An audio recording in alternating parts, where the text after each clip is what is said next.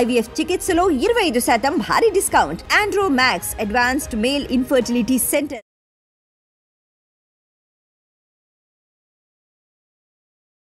ప్రేక్షకులు నమస్కారం. నేను doctor Ravishankar Irukulapati, senior endocrinologist, Apollo hospitals, Jubilee hills, Hyderabad.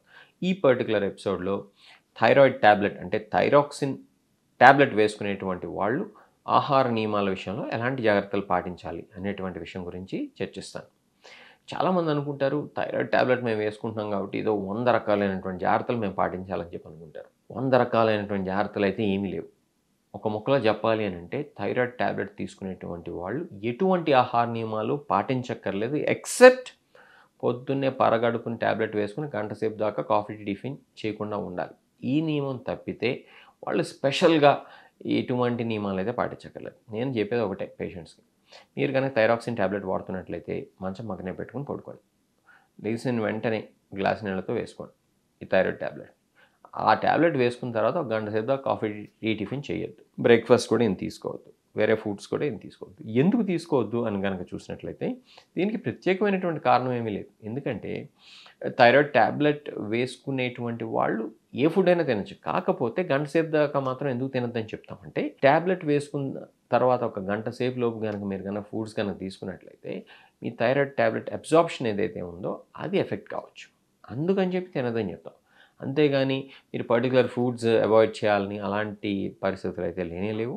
ఈ విషయాన్ని మీ అందరికీ సవినయంగా తెలియజేసుకుంటాను. అదేంటండి పలానా డాక్టర్ గారు మమ్మల్ని క్యాబేజ్ తినద్దన్నారు, కాలీఫ్లవర్ తినద్దన్నారు, సోయాబీన్ తినద్దన్నారు, బ్రోకలీ తినద్దన్నారు, కొంతమంది అయితే పొటాటోస్ మన బంగాళదుంప, ఆలుగడ్డ అని ఏదైతే చెప్తారో అది కూడా తినద్దన్నారని చెప్పారు అని చెప్పి కానీ మీరు అనుకుంటే అది ఎందుకు తినద్దన్నారో ఆ డాక్టర్ని అడగండి. దీనికి సంబంధించి ఏ సైంటిఫిక్ గైడ్లైన్స్ ప్రకారం ఎటువంటి రెస్ట్రిక్షన్స్ అయితే లేవు, ఎట్లాంటి సైంటిఫిక్ స్టడీస్ అయితే లేవు. ఇంకా కొంతమంది అయితే మిల్లెట్స్ తినద్దని చెప్తారు. అలా మనమేమి కిలోలు లీటర్లు క్యాబేజ్ జ్యూసులు కానీ, క్యాబేజీలు కానీ, బ్రోకలీని కానీ తినవు కాబట్టి అన్ని ఫుడ్స్ తినచ్చు. మీరు భయపడాల్సినటువంటి అవసరం లేదు. కాకపోతే ఏ ఫుడ్ అయినా సరే గంట సేపు తర్వాత మాత్రమే తీసుకోవాలి. ఇంకా కనుక చూసినట్లయితే calcium tablets, iron tablets, multivitamins లాంటివి వేసుకునేటువంటి వాళ్ళు మాత్రం ఈ ట్యాబ్లెట్స్ని మధ్యాహ్నం కానీ రాత్రి కానీ వేసుకోమని చెప్పి నా పేషెంట్స్ చెప్తాను. ఎందుకంటే ఈ యొక్క ట్యాబ్లెట్స్ ఏవైతే ఉన్నాయో అది కాల్షియం సప్లిమెంట్స్ కావచ్చు, మల్టీవైటమిన్స్ కావచ్చు, లేకపోతే ఐరన్ సప్లిమెంట్స్ కావచ్చు, ఇవేంటంటే థైరాయిడ్ ట్యాబ్లెట్ అబ్జార్ప్షన్ని ఎఫెక్ట్ చేస్తాయి. కాబట్టి థైరాయిడ్ ట్యాబ్లెట్ తీసుకున్న 3 to 4 అవర్స్లో ఈ కాల్షియం ట్యాబ్లెట్స్, ఐరన్ సప్లిమెంట్స్ లేకపోతే మల్టీవైటమిన్స్ తీసుకోవద్దని చెప్పి చెప్తూ ఉంటాం. అంతే తప్పితే దీనికి సంబంధించి కూడా ఎట్లాంటి స్పెసిఫిక్ రెస్ట్రిక్షన్స్ అయితే లేవు. మీరు కాల్షియం సప్లిమెంట్స్ అన్నా, ఐరన్ సప్లిమెంట్స్ అన్నా కనుక వాడుతున్నట్లయితే మధ్యాహ్నం కానీ రాత్రి కానీ వేసుకోండి. అంతే తప్పితే ఈ యొక్క థైరాయిడ్ ట్యాబ్లెట్ తీసుకున్న వెంటనే విదిన్ 3 to 4 అవర్స్ అయితే తీసుకోవద్దు.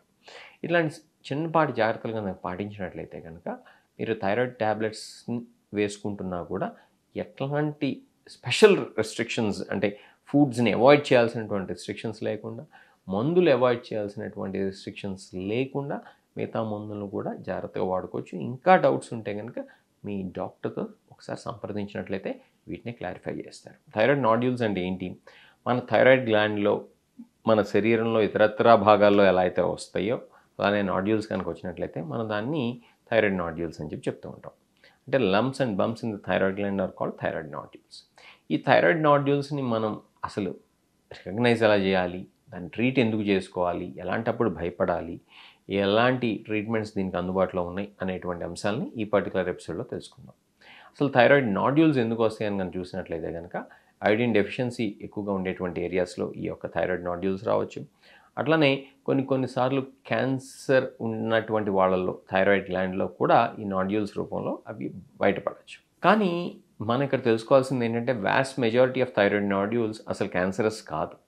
అంటే ఎక్కువ థైరాయిడ్ నాడ్యూల్స్ అసలు భయపడేటువంటి అవసరం లేదు.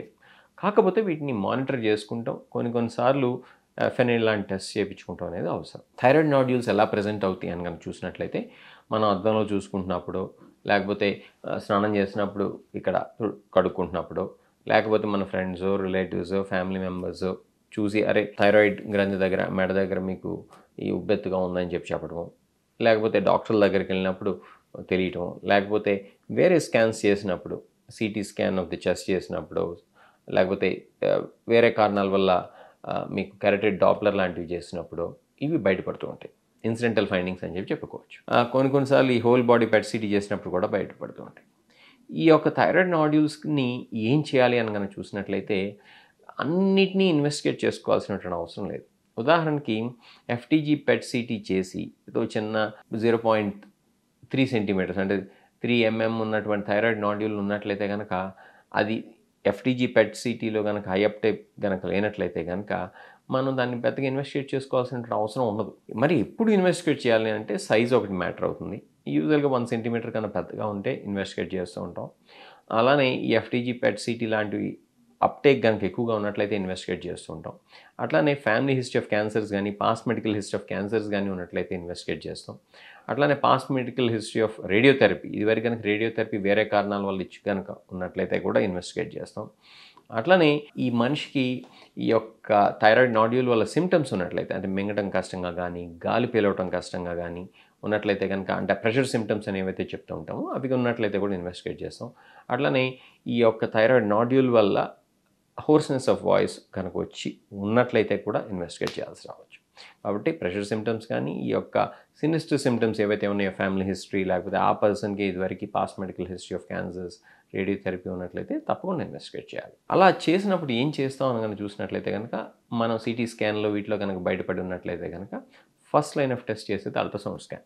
ఎందుకంటే అల్ట్రాసౌండ్ స్కాన్లో మనకి చాలా డీటెయిల్స్ తెలుస్తాయి. ఆ థైరాయిడ్ నాడ్యూల్లో చాలా క్రైటీరియా ఉంటాయి. వైడర్ దాన్ టాల్ అని చెప్పి, లేకపోతే హైపోఎకోయికా, లేకపోతే సిస్టిక్ అపియరెన్సెస్ ఉన్నాయా, లేకపోతే మల్టీసెప్టెడ్ సిస్టా, లేకపోతే మైక్రో క్యాల్సిఫికేషన్స్ ఉన్నాయా, ఇట్లా వేరియస్ క్రైటీరియా ఉంటాయి. ఈ క్రైటీరియాని బట్టి క్లాసిఫై చేసుకుంటాం అది ఎంత డేంజరస్గా ఉందని. అది కనుక సినిస్టర్ లుకింగ్ కనుక అయినట్లయితే టిరాయిడ్ స్కోరింగ్ అని చెప్పి ఉంటుంది. మనం ఆ స్కోరింగ్ కనుక ఎక్కువగా ఉంటేనే మనం దానికి ఫర్దర్ ఇన్వెస్టిగేషన్స్ చేయాలా లేదా అనేది డిసైడ్ చేస్తాం. అంతేగాని ఊరికే ప్రతి చిన్న నాడ్యూల్ని ఇన్వెస్టిగేట్ అయితే చేయం. ఎందుకంటే చాలా వరకు నాడ్యూల్స్ అసలు భయపడాల్సినటువంటి అవసరం లేనటువంటి nodules, unless you have a strong past medical history or family history. ఇట్లా నాడ్యూల్స్ కనుక ఉండి వాటిని ఇన్వెస్టిగేట్ చేయాలి అని చెప్పి కనుక మనం కనుక అనుకున్నట్లయితే అల్ట్రాసౌండ్ స్కాన్ తర్వాత నీడిల్ టెస్ట్ చేస్తాం. కొన్నిసార్లు జెనెటిక్ టెస్ట్ కూడా చేస్తాం. ఈ యొక్క జెనెటిక్ టెస్ట్ కూడా అందరిలో అవసరం ఉండదు. ఎక్కువ మందిలో నీడిల్ టెస్ట్ అనేది సరిపోతుంది. ఆ నీడిల్ టెస్ట్లో కనుక మనకి క్యాన్సర్ కణాలు కనుక బయటపడినట్లయితే, క్యాన్సర్ సెల్స్ కనుక బయటపడినట్లయితే ఫర్దర్ ట్రీట్మెంట్ కూడా చేయాల్సి రావచ్చు. ఎలాంటి ఫర్దర్ ట్రీట్మెంట్ అంటే ఈ థైరాయిడ్ నాడ్యూల్ని తీసేయటం, అది లోబెక్టమీ కానీ లేకపోతే లోబెక్టమీ ప్లస్ ఇస్మస్ రిమూవల్ కానీ, ఇంకా కొన్నిసార్లు అయితే టోటల్ థైరాయిడ్ని తీసేయటం కూడా జరగచ్చు. కొన్ని సందర్భాల్లో బినైన్ రిజల్ట్స్ వచ్చినప్పుడు అంటే ఎలాంటి క్యాన్సర్ లేదు అని కనుక వచ్చినట్లయితే మనం ఏం చేస్తామంటే సీరియల్ అల్ట్రాసౌండ్స్తో ఫాలోఅప్ చేయడం కానీ లేకపోతే ముందు కూడా ఎఫ్ఎన్ఏ టెస్ట్ చేయడం కానీ చేస్తూ ఉంటాం. కాబట్టి కొన్నిటికి మానిటరింగ్ అవసరం, కొన్నిటికి అసలు ఎలాంటి టెస్ట్ అవసరం లేదు అనేటువంటి విషయాన్ని తెలుసుకోండి. మీకు కనుక థైరాయిడ్ నాడ్యూల్స్ ఉన్నట్లయితే కనుక వాటిని అశ్రద్ధ చేయకుండా మీ డాక్టర్ని సంప్రదించినట్లయితే దానికి ఎలాంటి టెస్ట్ చేయాలి, అసలు దానికి టెస్ట్ అవసరమా లేదా అనేది చెప్తారు.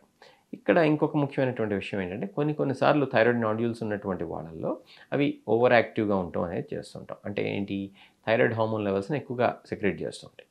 అట్లాంటప్పుడు కూడా దాన్ని మనం కంట్రోల్ చేసుకుంటాం కోసం అని చెప్పి యాంటీ థైరాయిడ్ మెడికేషన్స్ కానీ రేడియో ఐడిన్ ఇవ్వటం కానీ, ఇంకా రేర్గా అయితే కనుక థైరాయిడ్ సర్జరీ కూడా చేస్తుంటాం. కాబట్టి ఫంక్షనాలిటీ బట్టి, అట్లానే అది క్యాన్సరసా నాన్ క్యాన్సరసా అనే దాన్ని బట్టి, ప్లస్ అది ప్రెషర్ సిమ్టమ్స్ కాజ్ చేస్తుందా లేదా అనేటువంటి విషయాలని పరిగణలోకి తీసుకొని మనం నెక్స్ట్ ట్రీట్మెంట్ ఏంటనేది డిసైడ్ చేస్తాం థైరాయిడ్ నాడ్యూల్స్ విషయంలో.